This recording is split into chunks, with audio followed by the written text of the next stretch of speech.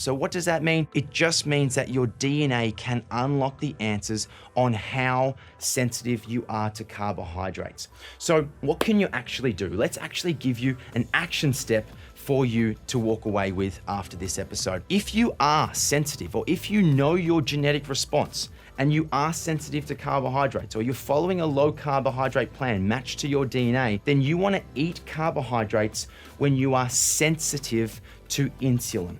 Okay, remember, we want to be sensitive to these hormone responses, not resistance. We want to be working in flow and in sync with our hormones rather than having them push back against us. So when are you most insulin sensitive? Well, you're most insulin sensitive post-workout. Exercise makes you insulin sensitive.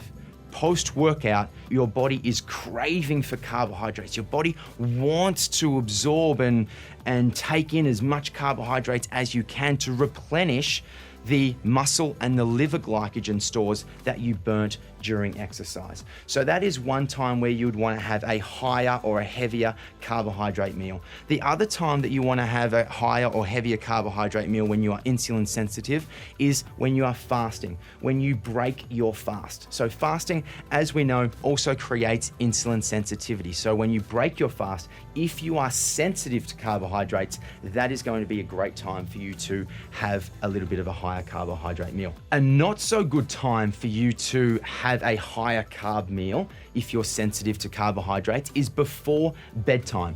Reason: insulin affects sleep. Sleep affects our circadian rhythm. Our circadian rhythm is the one that controls and manipulates and releases the types of hormones throughout the day. So again, we're talking about DNA, but this very cohesively works with our hormone pillar as well. And one of the last action steps that we can take is following a low glycemic load plan. Now, what is a low glycemic load, or what is glycemic load? Because you may have heard of the glycemic index, right? The glycemic index is on an index of 1 to 100 on how quickly the food or the carbohydrate gets converted into sugar, aka glucose. The glycemic load is how much of that carbohydrate gets converted into sugars or into glucose. So I'll give you an example. Hold out, now remember, I just said example. These are arbitrary numbers, so just play along with me at home, but I'm going to paint an easy picture for you to understand.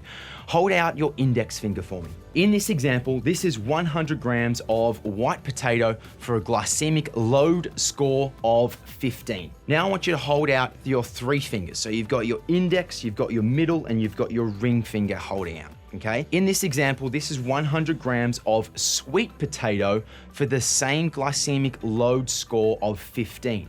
So see how you can have more sweet potato than you can have potato for the same response. But here's the kicker. Hold out 5 fingers now. Now this, in this example, again, arbitrary numbers, this is 100 grams of pumpkin for the same glycemic load score of 15. So see how you can have more bang for buck having pumpkin than you can have sweet potato, and you can have more bang for buck having sweet potato than you can have potato. So if you are sensitive to carbohydrates, A, you want to eat carbohydrates when you are insulin sensitive. Around workouts, post-workouts is ideal, and as soon as you break your fast. You also want to be focusing on low glycemic load foods. Which are the carbohydrates that are going to give you the biggest bang for buck?